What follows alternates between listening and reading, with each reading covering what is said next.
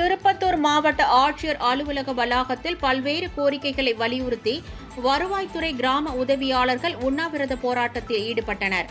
தலைமைச் செயலகத்தில் நிலுவையில் உள்ள கருணை அடிப்படையில் பணி வழங்க கோரும் கோப்பு, சிபிஎஸ் சந்தா இறுதித் தொகை வழங்க கோரும் கோப்பு ஆகியவற்றிற்கு ஒப்புதல் வழங்க கோரியும், அலுவலக உதவியாளருக்கு இணையாக வரையறுக்கப்பட்ட காலம் வரை ஊதியம் 15,800 வழங்க வலியுறுத்தியும் திருப்பத்தூர் மாவட்ட ஆட்சியர் அலுவலக வளாகத்தில் தமிழ்நாடு வருவாய்த்துறை கிராம உதவியாளர் சங்கம் சார்பில் உண்ணாவிரத போராட்டம் நடைபெற்றது.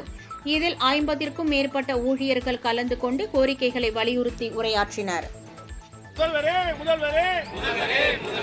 தமிழகத்தின் முதல்வரே, வருவாய்த்துறையில் பணியாற்றும் கிராம உதவியாளருக்கு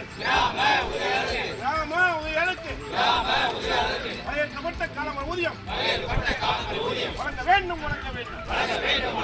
இந்த வருவாய்த்துறை பணியாற்றக்கூடிய கிராம உதவியாளர்கள் ஏகோ மிட்டா மிராசுகள்ல அன்றைக்கு மிக குறைந்த ஊதியத்தில், அதாவது ஒரு குறைந்த ஊதியம், அரசு ஊழியர் பிரிவு அனைத்து சலுகைகளும் பெற முடியாத ஊதியத்தில் பணியாற்றி கொண்டிருக்கிறார்கள். அவர்களுக்கு இந்த நியாயமான கோரிக்கையை முதலமைச்சர் கண்டிப்பாக செய்வார் நம்பிக்கையோடு இந்த தன் உடலை வருத்திக் கொண்டு இந்த உண்ணாவிரத போராட்டம் என்பது தமிழகம் முழுவதும் நடந்து கொண்டிருக்கின்றது.